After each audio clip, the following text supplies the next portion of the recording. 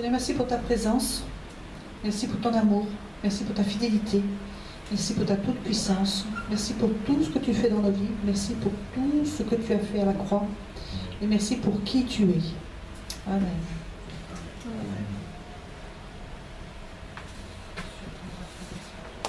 On va donc poursuivre notre étude sur la vie des disciples. On a vu la vie de prière et maintenant on va faire écoute de la Bible. C'est la deuxième portion. Alors, il y a tout un tas de lectures. On ne les fera pas toutes. Pourquoi? Parce qu'il faut que les gens qui écoutent ce message cherchent aussi dans leur Bible. Parce que c'est pas le tout de grignoter, grignoter, grignoter, mais il faut avaler de temps en temps. Alors la meilleure façon d'y arriver, c'est de prendre son livre, sa Bible, et puis, vu que les textes sont copiés, eh bien, on prend un passage, et puis on essaie de le comprendre, le passage. Alors c'est pas nécessaire de tous les prendre, mais pour nous, dans l'étude, on les prend tous, et puis les gens choisiront ce qui leur plaît. Alors, nous voyons par exemple dans le Proverbe 1, de 2 à 5, pour connaître, comprendre, recevoir, donner, il faut écouter. C'est la première chose à faire. Alors écoutez quoi et écoutez qui? Quoi? Eh bien, écoutez la parole. Dans 2 Timothée 3,16, toute écriture est inspirée de Dieu et utile pour enseigner, convaincre, pour corriger, pour instruire dans la justice.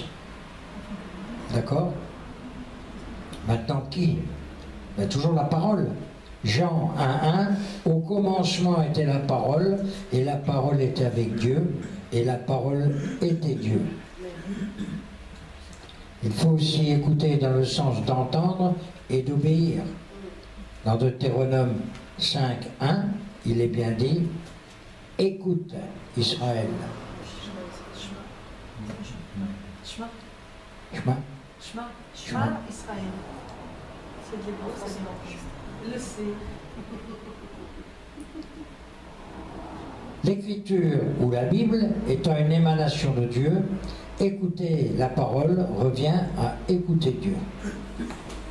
Vous chercherez dans la Genèse, beaucoup de gens pensent que l'écriture, ça date des années, on ne sait pas trop comment. Et pourtant, prenez la Genèse, il est dit que lorsque...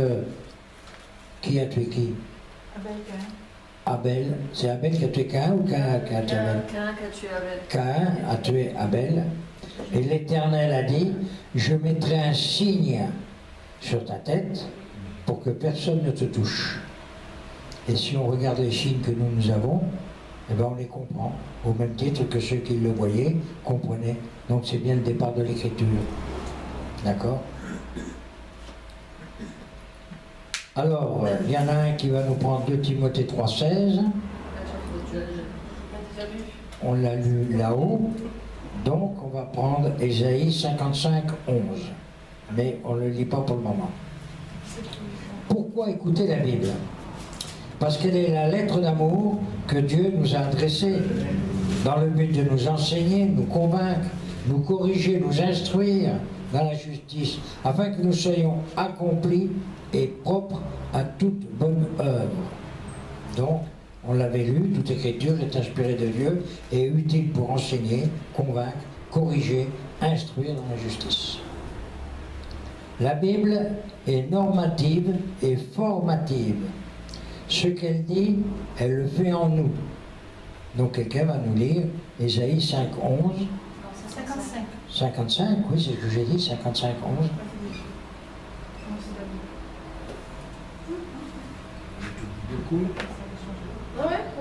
Ainsi en est-il de ma parole qui sort de ma bouche. Elle ne retourne pas à moi sans effet, sans avoir exécuté ma volonté et accompli avec succès ce pourquoi je l'ai envoyé. Alors, d'importance. C'est bien l'Éternel qui a dit tout cela. Donc il faut bien en prendre conscience, ce que malheureusement, nous ne faisons pas. D'accord? Mais comment Dieu parle? Job 31, 14 nous dit que Dieu parle tantôt d'une manière, tantôt d'une autre. Il est de même pour sa parole. Dieu agit avec nous comme un papa le fait avec son enfant. Alors, vous allez me prendre 1 Thessaloniciens 3, 2, 2 Corinthiens 5, 20, 2 Corinthiens 14, 2 Corinthiens 7, 14.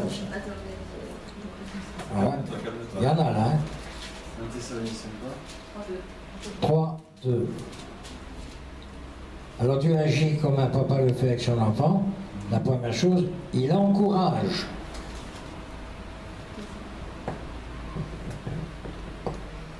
C'est pourquoi, impatients que nous étions, et nous décidant à rester seuls à Athènes, nous envoyâmes Timothée, notre frère, ministre de Dieu dans l'évangile de Christ, pour vous affermir et vous exhorter au sujet de votre foi, afin que personne ne soit ébranlé au milieu des tribulations présentes, car vous savez vous-même que nous sommes destinés à cela.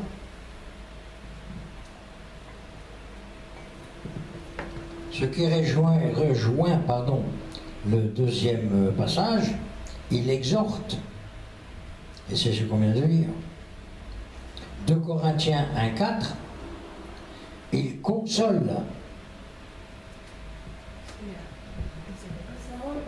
Oui, oui. D'accord.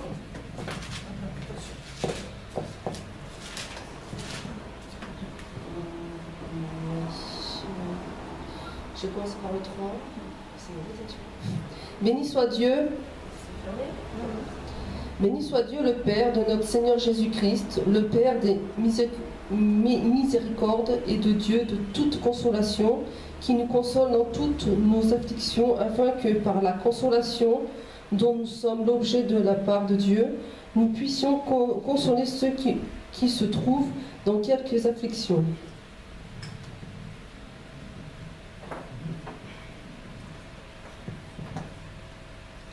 Il guérit. On va lire 2 Corinthiens 7. Il y a le Proverbe 107, 20, le 147, 3 et Matthieu 8, 7. Ça, vous le lirez à la maison. 2 Corinthiens 7. Et si, devant lui, je me suis un peu glorifié à votre sujet, je n'en ai point eu de confusion. Mais comme nous avons toujours parlé selon la vérité, ce dont nous nous sommes glorifiés auprès de Tite, qui s'est trouvé être aussi la vérité.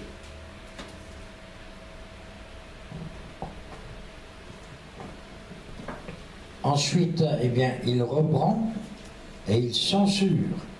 2 Timothée 4, 2. Prêche la parole, insiste en toute occasion, favorable ou non. Reprend, censure, exhorte, avec toute douceur et en instruisant. Il enseigne. Luc 12, 12.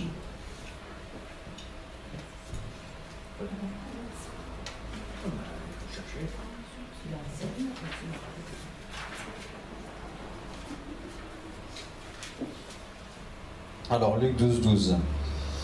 Car le Saint-Esprit vous enseignera à l'heure même ce qu'il faudra dire.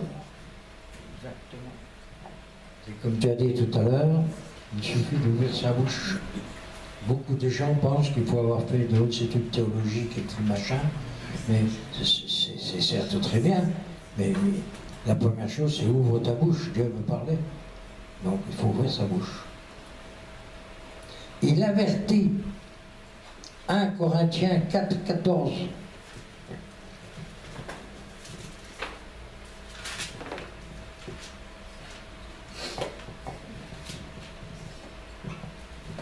Ce n'est pas pour vous faire honte que j'écris ces choses, mais je vous avertis comme mes enfants bien-aimés. Il conduit Jean 10, 3.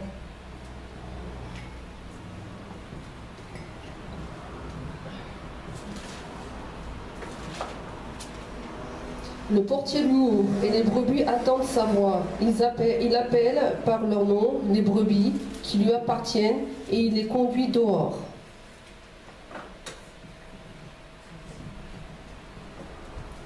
Il dirige, Hébreux 12, 13.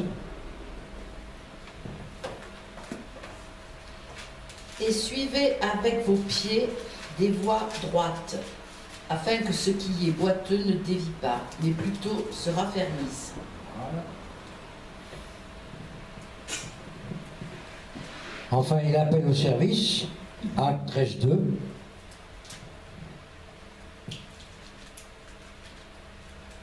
Pendant qu'ils servaient le Seigneur dans leur ministère et qu'ils jeûnaient, donc les apôtres, Barnabas et Saul, enfin tous les apôtres, oui, le Saint-Esprit dit, mettez-moi à part Barnabas et Saul pour l'œuvre à laquelle je les ai appelés. Oui, bien, parce que pendant qu'ils faisaient le service. Et il y en a encore bien d'autres. Vous chercherez dans vos livres, vous cherchez. Quelqu'un a dit, il faut manger ce livre. Parce qu'une fois que vous l'avez bien mangé, vous allez le trouver amer. Et vous allez l'avoir en vous. Et vous allez voir qu'il y a beaucoup de choses à rectifier. Il n'est pas un seul de nos besoins ou une seule de nos questions qui reste sans réponse dans la parole de Dieu. Encore faut-il savoir formuler la question et chercher dans le livre où est la question. Mais tout y est. Tout y est. Ce qui s'est passé il y a, disons, 2000 ans, puisque ça fait environ 2000 ans que les évangiles sont écrits, ça s'était passé des milliers d'années avant, et puis ça fait déjà 2000 ans que ça se passe, et ça continuera jusqu'à ce que l'Éternel dise « halte au feu ». Fin du spectacle.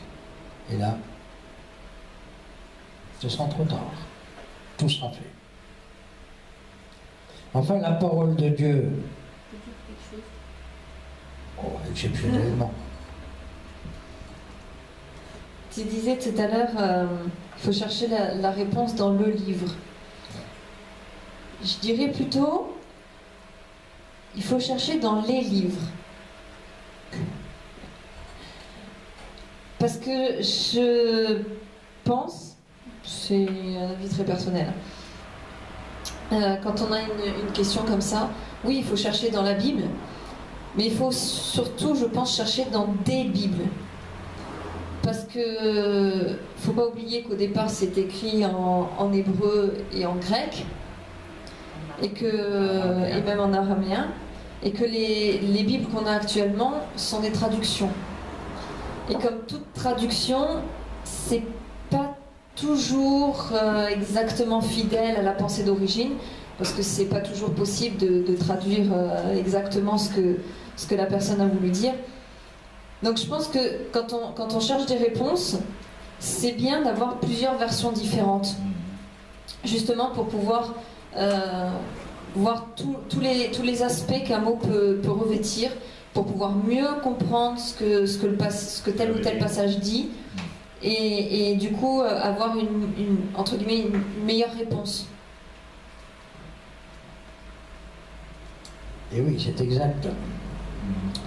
C'est exact. Le premier livre que tout le monde devrait avoir, mais c'est embêtant à lire, c'est déjà l'hébreu. Et comme disait ma belle-mère, ces choses-là, pour moi, c'est de l'hébreu. Je ne sais pas qui lui avait dit, mais en attendant, il l'a confessé. Il avait vu juste. Alors effectivement, il faut avoir plusieurs Bibles, mais des Bibles, je dirais, sérieuses. Parce qu'il y a des Bibles, il vaut mieux en faire un feu de joie. Quoique j'aime pas beaucoup brûler les livres. De toute façon, mais, si on n'a que la traduction du Monde Nouveau, il vaut mieux s'en procurer d'autres. Oui, il vaut mieux. Par exemple. mais de toute façon, si on a plusieurs versions de Bible, on verra bien qu'il y en a une qui est complètement à côté par rapport aux autres. À côté de la plaque.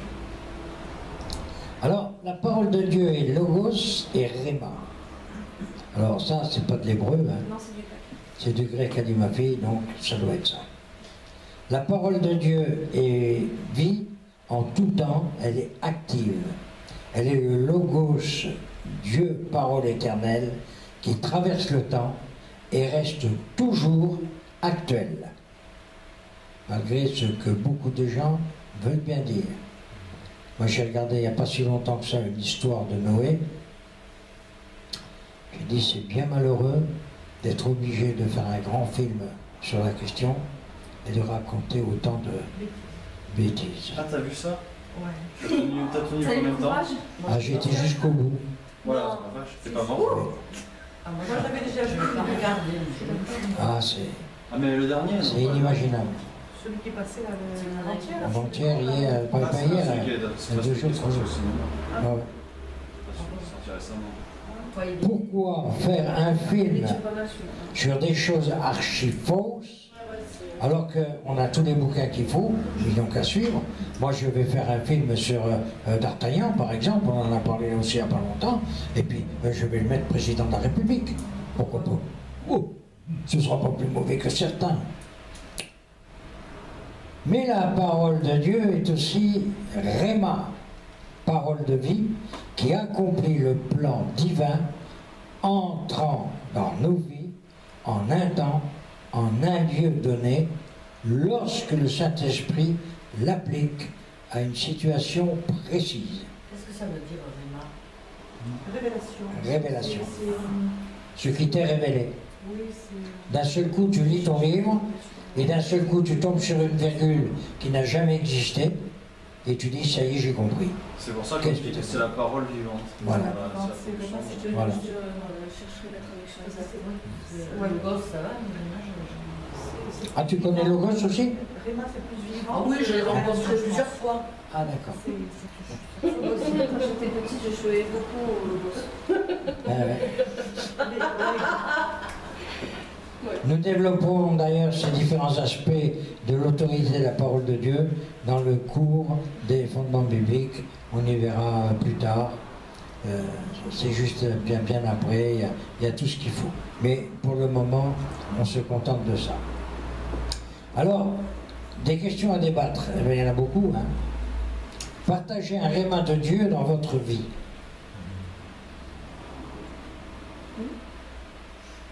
Qui veut partager? Pas tous en même temps? Ben moi, je vais vous en faire un que j'ai déjà cité plusieurs fois. Hein. Quand j'étais le premier, on avait notre prof d'hébreu qui exigeait que l'on sache le premier verset de la Bible, parce qu'elle disait, si vous ne connaissez pas le premier verset, c'est pas la peine qu'on étudie les autres. Il y en a 14 000, je ne sais pas combien là. Alors commencez par le premier. Et puis un jour, à chaque séance, il y en avait un de nous qui devait le citer. Et un jour, ça me tombe dessus. Alors, bon, ben, Didier, on t'écoute. Alors, et puis bloqué. Ah, il me dit alors, qu'est-ce qui se passe? Et je lui dis, je viens de comprendre. Elle a arrêté le cours. Elle a dit, Didier a compris quelque chose. C'était formidable. Il faut dire que Chantal était une dame pasteur de l'Église réformée de France. Quand je me suis présenté à elle, elle m'a dit, oui, hein, les dons de Dieu. Ben, je lui ai dit, oui, ben, c'est comme ça. Et là, ce jour-là, elle m'a regardé bizarre, elle m'a dit, mais explique. Et j'ai expliqué le premier verset qui m'a fait Réma. Et elle m'a dit, alors là, même à la faculté, on n'a jamais expliqué ce truc-là comme ça. Il faudra que je m'en souvienne.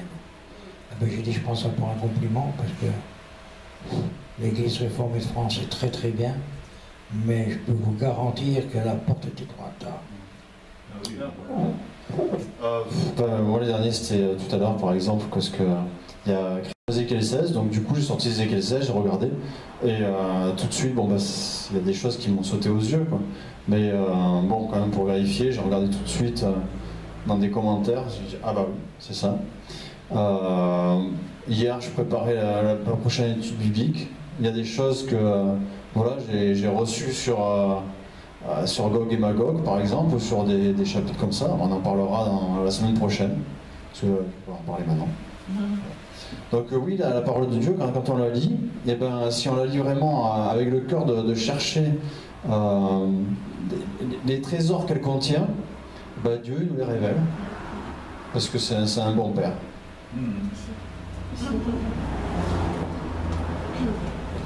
Il n'y a pas très longtemps, on discutait avec un frère à Active sur le ministère féminin. Et suite à cette conversation, ce frère m'avait dit bah, tu regarderas, parce que quand on parle des prophétesses dans la Bible, c'est pas au sens d'un ministère comme pour un homme, c'est pas la même chose. Et il nous a cité tout un tas de versets pour appuyer ça.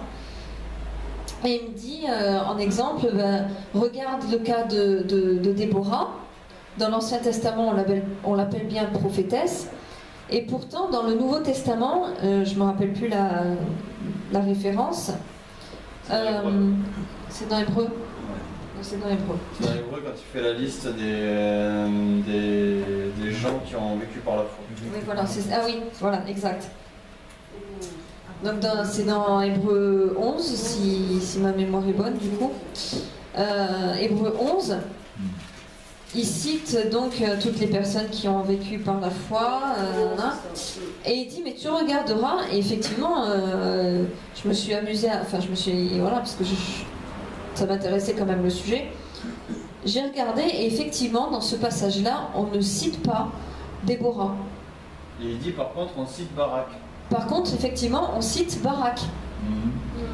Pour lui, preuve que les femmes ne peuvent pas avoir un ministère, etc.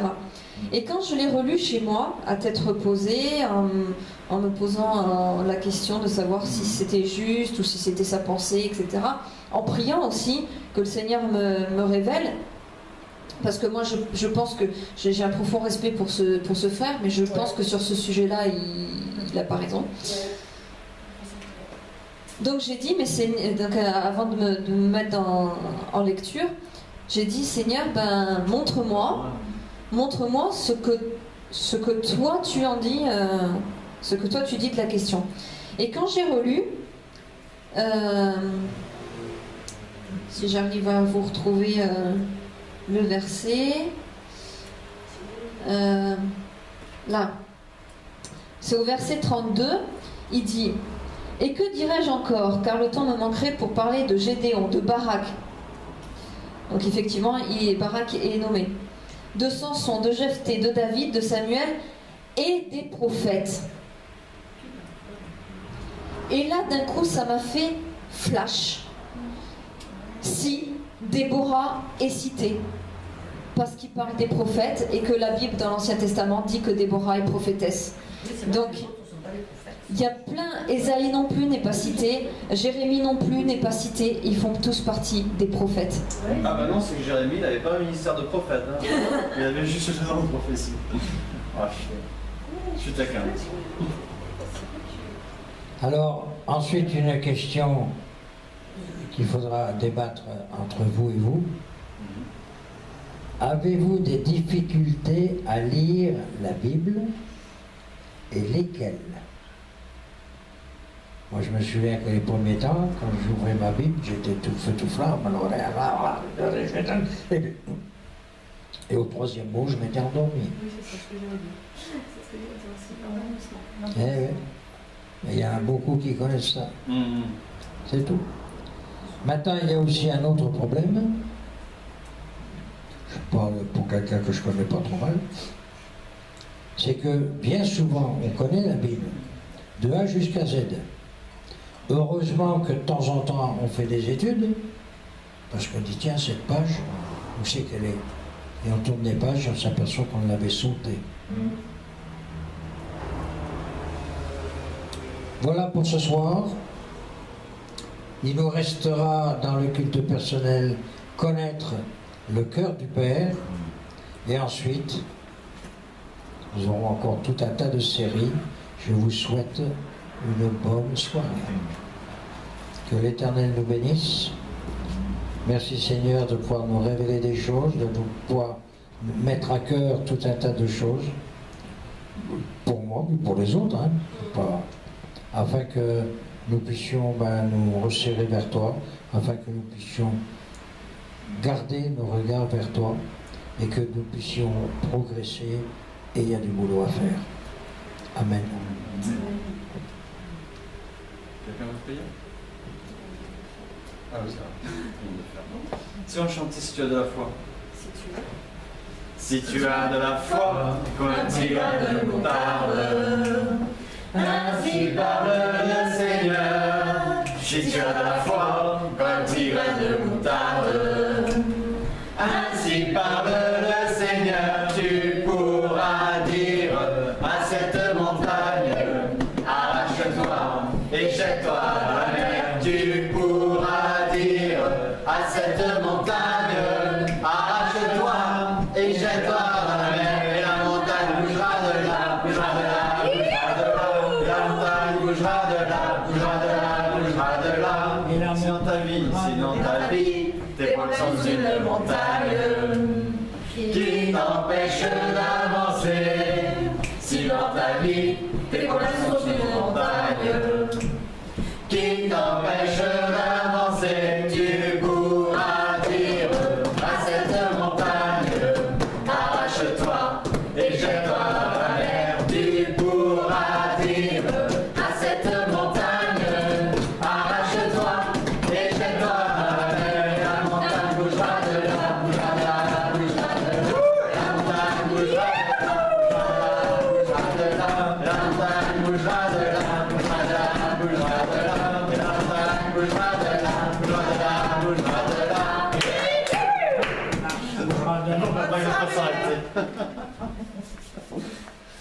Et d'ailleurs, tu sais comment on dit montagne?